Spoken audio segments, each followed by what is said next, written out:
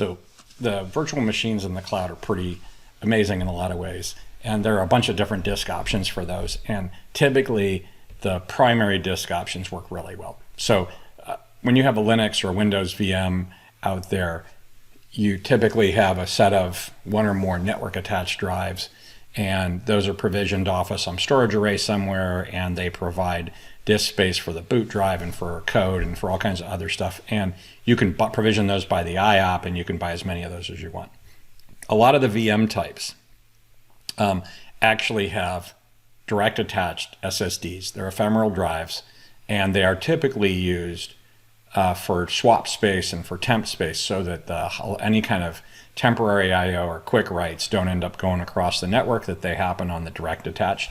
All of these drives, the network attached and the direct attached SSD ephemeral drives, are typically cloud provider encrypted using a cloud key that they have access to, right? And so, or that basically the machine has access to, that's in their key vault somewhere. And now it turns out for document databases or in-memory databases that use disk as backing store, like ElasticSearch, Cassandra, MongoDB, those kinds of things, that there are high-performance VMs that are available in AWS and in Azure. And I'm going to do this in Azure here because that's where I'm working right now. And those would be direct attached NVMe drives, and they are bare metal. And the reason they're bare metal is a lot of times the database has some direct write capability. They want raw drives with no file system or custom file systems that they can do their storage. In this case, I'm going to talk about what we're going to do here is I actually need to do this for Elasticsearch and for Cassandra and for MongoDB right now.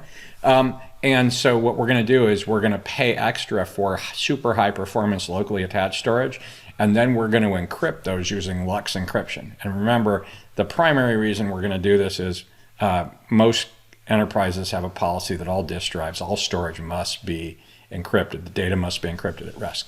And in this case, we're actually going to use a private secret. So unless you have access to that secret, if you were on these machines trying to look at these drives, you wouldn't have access to that. But in this case, so what I'm going to do is I'm going to create an encrypted file system, and that's partially if those drives were given up by you and then picked up by somebody else, they wouldn't be able to read anything. So what we're going to do is we're going to look at the super high performance direct attached NVMe ephemeral drives in the LSV2 in Azure in this case, and we're going to LUKS encrypt those using a private secret. Now the repo I'm going to use for this is this repo here.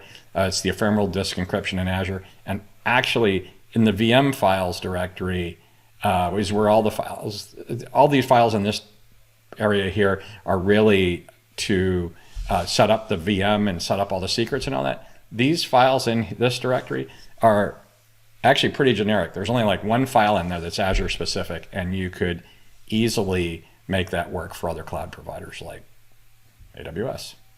So the workflow for this is what we're going to do is we're going to provision a machine, and then we're going to run a bootstrap program, right? And then for each, we're going to search for all the NVMe ephemeral disks, and for each one, we're going to create a mount file in systemd, and that mount file is going to be set up to wait for a data service to come online, all right?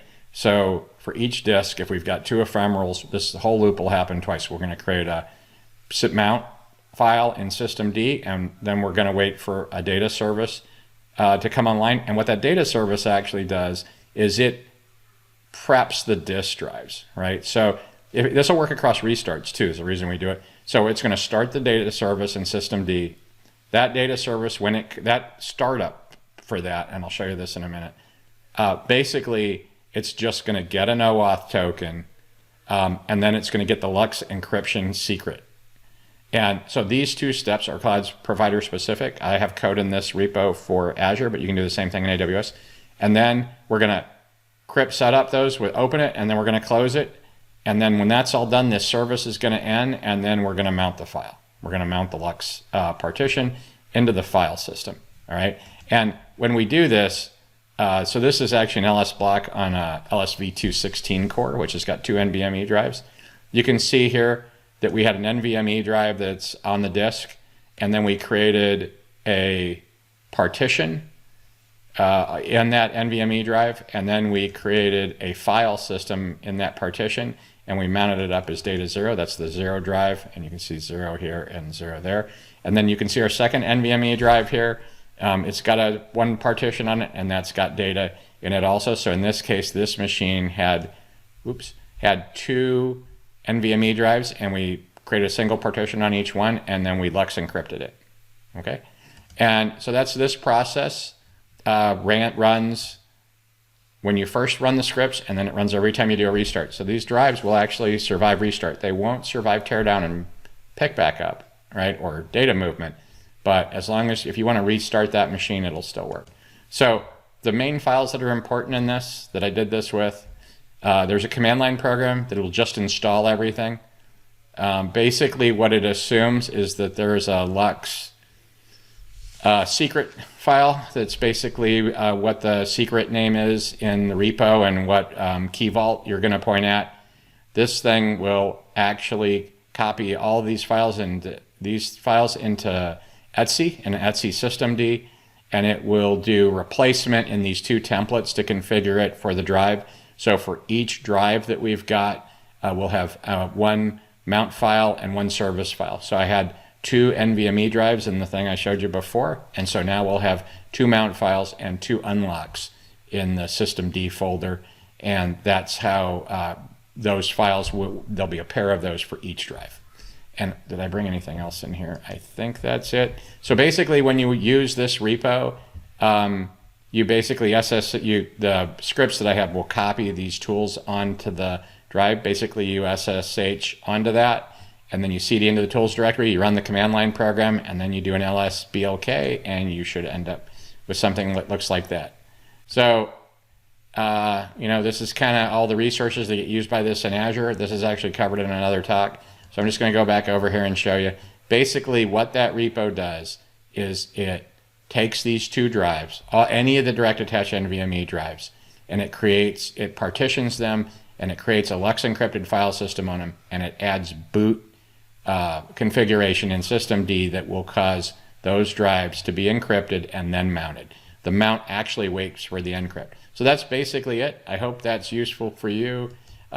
Like I said, these files should actually work except for where the tokens are gotten. Pretty much it's pretty generic, but you should be able to use this with Azure. And in Azure, the primary machines for this are the LSV2. I hope this is useful. Have a great day.